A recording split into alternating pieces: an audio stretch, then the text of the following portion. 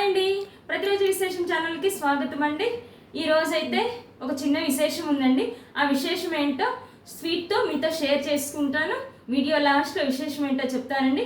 First అయితే sweet చేస్తాను. ఆ స్వీట్ ఏంటో మీరు చూద్దారండి. అయితే పాలండి, పాలు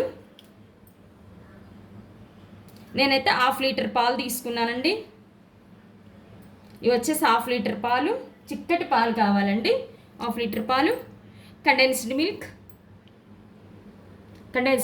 ఇదైతే సూపర్ మార్కెట్స్లో దొరుకుతుందండి మనకి. ఇది వచ్చేసి రుచి రైస్ అండి. ఇవి మామూలు రైస్ కాదండి, మనకి వీటిని రుచి రైస్ అంటారు, ఖీర్ రైస్ అంటారు.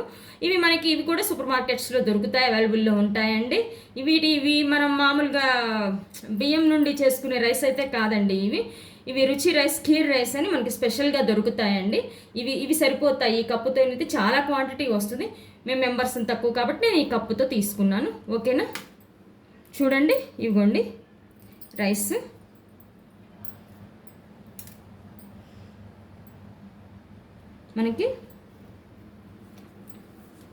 మనకి మామూలు బియ్యం అయితే కాదండి. ఇది షుగర్. మనం కండెన్స్డ్ మిల్క్ వాడతాం కాబట్టి ఈ షుగర్ అయితే సరిపోతుందండి. కొంచెం షుగర్ సరిపోతుంది, ఎందుకంటే కండెన్స్డ్ మిల్క్లో షుగర్ ఉంటుంది కాబట్టి ఆల్రెడీ మనకి షుగర్ అయితే చాలా తక్కువ పడుతుంది. యాలకులు, నెయ్యి, జీడిపప్పు, కిస్మిస్ వేయించుకోవడానికి మనకి నెయ్యి. ఇవి వచ్చేసి జీడిపప్పు, కిస్మిస్. ఇప్పుడైతే మనం ఎలా చేయాలో ప్రిపరేషన్లోకి వెళ్దామండి. ఓకేనా, అదే పాలు మనం వేడి చేసుకుందాం. ఖచ్చితంగా పాలు కాగబెట్టుకోవాలండి. పచ్చి పాలు అయితే పోయకూడదు, పచ్చి పాలు అయితే అందులో డైరెక్ట్గా అయితే వేయకూడదు. పాలు మనం కాగబెట్టుకోవాలి. అందుకని చెప్పి పాలు ఫస్ట్ స్టవ్ మీద పెట్టుకున్నాము. తర్వాత వచ్చేసి గిన్నె పెట్టుకొని ఇదిగోండి, ఈ గ్లాస్తో 2 గ్లాసులు వాటర్ అయితే మనం ఇందులో పోసుకొని మంచిగా మరగబెట్టుకోవాలి. ఒక పొంగు వచ్చేసరికి వాటర్ ఒక పొంగు వచ్చే వరకు ఈ గ్లాస్తో 2 గ్లాసులు వాటర్ తీసుకోవాలి. ఓకేనా, ఇప్పుడు నేను వాటర్ పోసేసి చూడండి, 2 గ్లాసులు వాటర్ పోసేసాను. స్టవ్ మీద పెట్టుకున్నాను. ఇప్పుడు కొంచెం నీళ్లు వేడి పడాలి.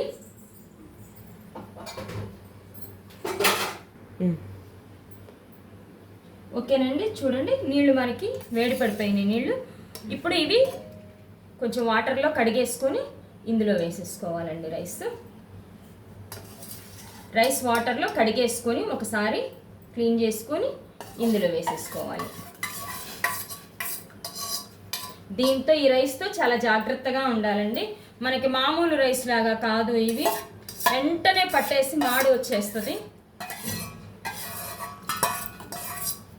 ఇవి మామూలు రైస్ లాగా మనం పెట్టేసి వెళ్ళిపోవటం ఇలా ఉండకూడదు.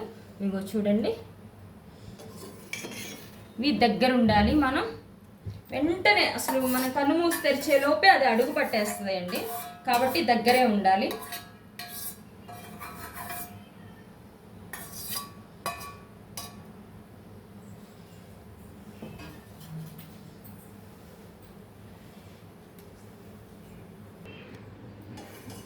ఇదిగోండి చూడండి, ఇవి బాయిల్ అవుతూ ఉన్నాయండి రైస్.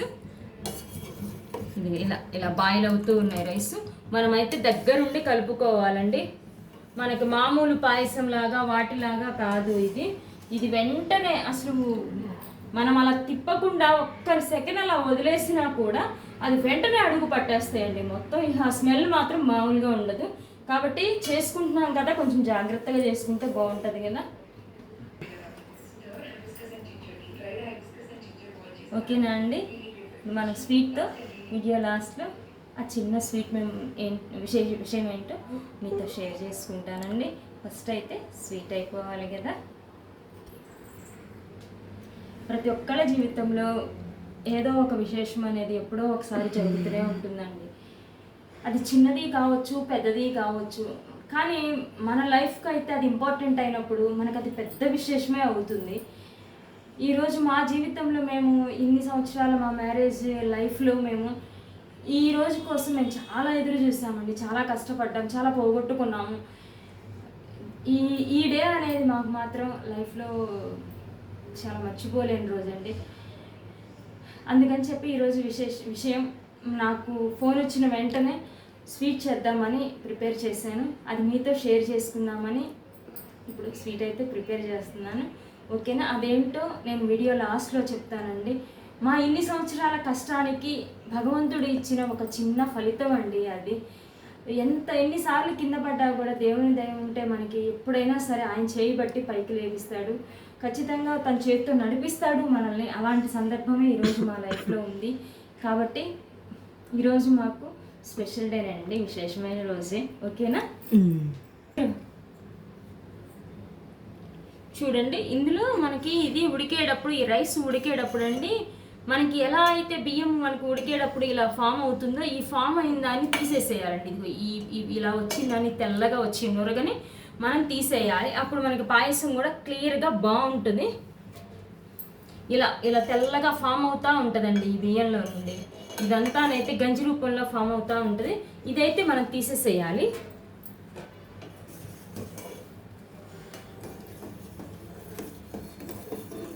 చూడండి, రైస్ కూడా ఉడికిపోయినాయి.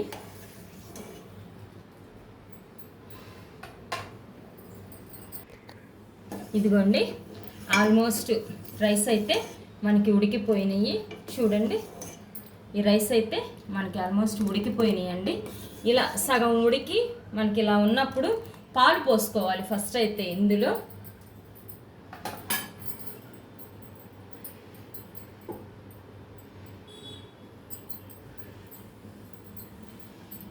ఇందులోనైతే మనం పాలు పోసుకుందాము.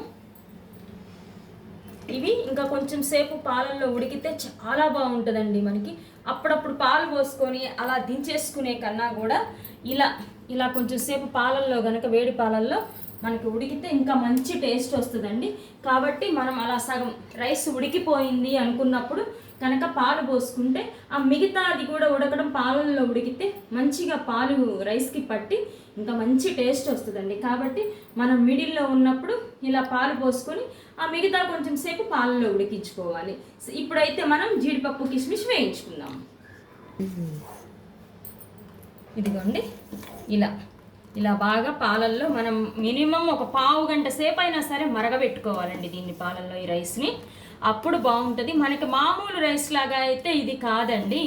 ఈ రుచి రైస్కి మనం ఎంతసేపు మంచిగా ఒక పావు గంట సేపు దీన్ని బాగా ఉడకబెట్టుకుంటే అప్పుడు మనకి జిగురులాగా ఫామ్ అయిపోయి మంచి టేస్ట్ వస్తుందండి పాయసానికి. కాబట్టి పాలల్లో మనకు ఒక పావు గంట సేపు అది బాగా మరగాలి. మనం ఇప్పుడు జీడిపప్పు కిస్మిస్ వేయించుకుందాం.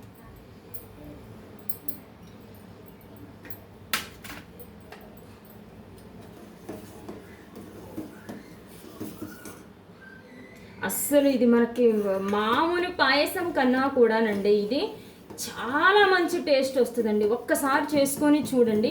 ఇది మామూలు పాయసం కాదు, అంతకు మించి టేస్ట్ ఉంటుందండి. మనకి సగ్గుబియ్యం పాయసం కన్నా వాటికన్నా కూడా అంతకు మించి టేస్ట్ వస్తుందండి.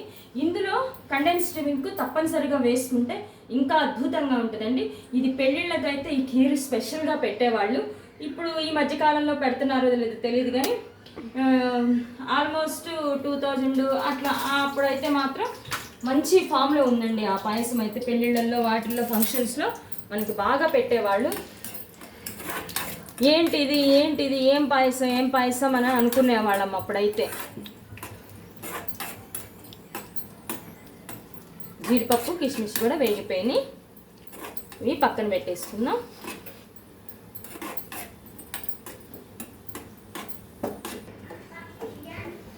చూడండి, ఇలా వస్తుంది.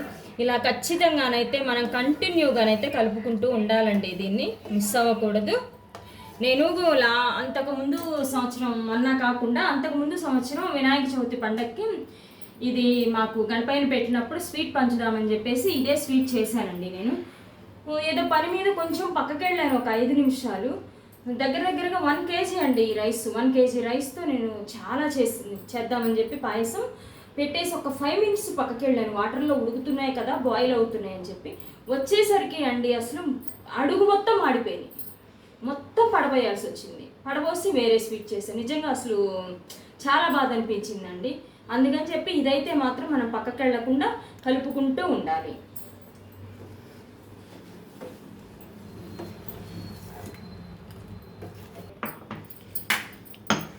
ఇప్పుడు మనమైతే ఇదిగోండి యాలకుల పొడి దంచుకున్నాము, ఇప్పుడు వేసుకున్నాము. బాగా పాలకు పట్టేస్తుందండి యాలకుల పొడి ఇప్పుడు వేసుకొని మళ్ళీ ఒకసారి కలబెట్టుకున్నాం. ఈ పాలన్నీ కూడా బాగా ఎగిరిపోవాలండి. మనకి ఎన్ని 1/2 లీటర్ పోసాం కదా, దానికి ఇంకొంచెం బాగా పాలు చిక్కగా రావాలి.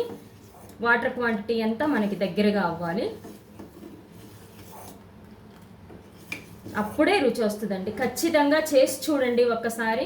ఇదేం పాయసం అని ఖచ్చితంగా మిమ్మల్ని అడుగుతారండి. మీ ఇంటికి గెస్ట్లు కానీ ఎవరైనా వచ్చినప్పుడు ఖచ్చితంగా ఒక్కసారి ఈ రుచి రైస్ పాయసం, ఖీర్ రైస్ పాయసం చేసి ఇవ్వండి. ఖచ్చితంగా ఏంటి ఈ పాయసం ఎలా చేశారని కూడా మిమ్మల్ని అడుగుతారు. పాయసమే కదా, అన్ని మనం మామూలు ఎప్పుడు చేసుకుంటాం, సగ్గుబియ్యం సేమే ఇలా, కానీ ఇది కూడా ఒక్కసారి చేసి చూడండి. అసలు అలా నోట్లో పెట్టుకుంటే కరిగిపోతుందండి మనకి పాయసం. నిజంగా నోట్లో పెట్టుకుంటే కరిగిపోతుంది, అంత బాగుంటాయి. ఆ రైస్ ఉడికేసరికి బాగా మనకి ఒక జెల్లీస్ లాగా ఫామ్ అయిపోయి మొత్తం మనం పాలు ఇవన్నీ మరుగుతుంది కదా అందులో, అప్పుడు మనకి పాయసం నోట్లో పెట్టుకుంటే కరిగిపోతుంది, బాగుంటుందండి. ఇదిగోండి చూడండి, మనకి బాగా పాలు చాలా వరకు చిక్కబడి దగ్గరకు వచ్చేసినాయండి. ఇలా పాలలో బాగా మరిగి చిక్కబడి దగ్గరకు వచ్చినప్పుడు మనకి టేస్ట్ ఎలా ఉంటుందంటే, మనం కోవా తిన్న టేస్ట్ వస్తుందండి. ఈ స్వీటు మనకైతే మనం కోవా తింటాం కదా, పాలకోవా, ఇవి ఆ స్వీట్ ఆ టేస్ట్ వస్తుంది. కాబట్టి అలా పాలల్లో ఒక 1/2 గంట సేపు కనుక మనం మరగబెట్టుకొని స్వీట్ చేసుకున్నామంటే చాలా బాగుంటుంది. ఇదిగోండి మనం ఇంకా ఈ స్టేజ్లో చూడండి, ఇలా మనకి దగ్గరకు వచ్చేసింది కదా పాయసం. రుచి రైస్ అన్నీ దగ్గరకు వచ్చేసినాయండి మనకి. రైస్ అంతా ఇదిగో ఇలా బాగా జెల్లీలాగా ఫామ్ అయిపోయి వచ్చినాయి. ఇప్పుడు మనం దీనిలో ఈ చక్కెర వేసుకుందాం.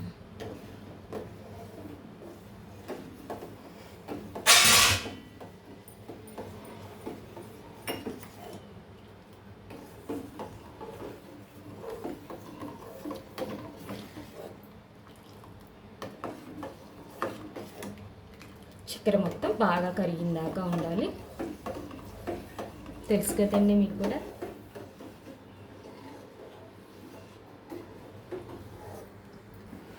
ఇదిగోండి చూడండి, మనకి అంతా బాగా పాయసం దగ్గరకు వచ్చేసింది.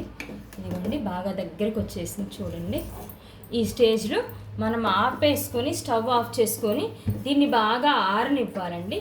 ఒక 1/2 గంట ఆరబెట్టుకోవాలి. ఓకేనా? ఆరిన తర్వాత కండెన్స్డ్ మిల్క్ వేసుకుందాము. తర్వాత వేడివేడిగా తినొచ్చు, లేదంటే కూల్గా 1 గంట ఫ్రిడ్జ్లో పెట్టుకొని తింటే ఇంకా బాగుంటుంది. ఓకేనా? ఆరిన తర్వాత కండెన్స్డ్ మిల్క్ వేద్దాం. ఇదిగోండి మనం దీన్ని బాగా చల్లారబెట్టుకున్నాము. చూడండి ఆరిపోయింది. ఇప్పుడు చూపిస్తాను చూడండి. మనకి విడిగా మనం చేసుకునే పాయసానికి దీనికి తేడా ఏంటంటే, ఇదిగోండి మనకి పాలు కానీ పంచదార వేసిన తర్వాత ఇలా ఫామ్ అయి రావాలండి. వెంటనే వాటర్ లాగా మనకి వెళ్ళిపోకూడదు. ఇలా కోవాకి మనకి ఎలా ఫామ్ అవుతుందో ఇలా రావాలి. ఈ కన్సిస్టెన్సీ వచ్చినప్పుడు మాత్రమే మనం పాలను దించి కండెన్స్డ్ మిల్క్ వేసుకోవాలి. లేకపోతేనండి పాయసం మనకి విడిగా సగ్గుబియ్యం పాయసం, సేమియా పాయసం లాగా ఇది ఉండదండి. ఆరిపోతూ ఉండేసరికి ఏమవుతుందంటే వాటర్గా వచ్చేస్తుంది. ఎంత టేస్ట్ ఉంటుందో, సూపర్ టేస్ట్ ఉంటుందో. ఇది మనం సరిగ్గా చేసుకోకపోతే మాత్రం అంతా వాటర్గా వచ్చేస్తుంది. కాబట్టి మనం పంచదార వేసుకున్న తర్వాత ఒక 1/2 గంట బాగా మరగబెట్టుకోవాలి. ఇదిగోండి ఇలా రావాలి. ఇలా రావాలి మనకి, జారిపోకూడదు. ఇప్పుడు మనం ఇందులో కండెన్స్డ్ మిల్క్ వేసుకుందాం సరిపోయినంత. ఓకేనా? ఇదిగోండి నాకైతే అది సరిపోతుందండి. ఆ కండెన్స్డ్ మిల్క్ నాకు సరిపోతుంది. ఇప్పుడు బాగా దీన్ని కలబెట్టుకుందాము.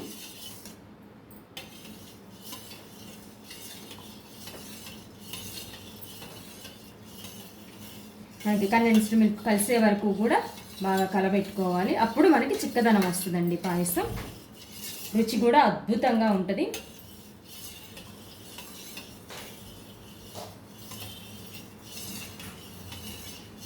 ఓకేనా అండి? ఇలా అంతా మంచిగా కలబెట్టుకొని ఇప్పుడు ఇందులో జీడిపప్పు వేసుకుందాం. మనం ఇందాక వేయించి పెట్టుకున్నాం కదా జీడిపప్పు, కిస్మిస్, అవి ఇందులో వేసేసుకున్నాం.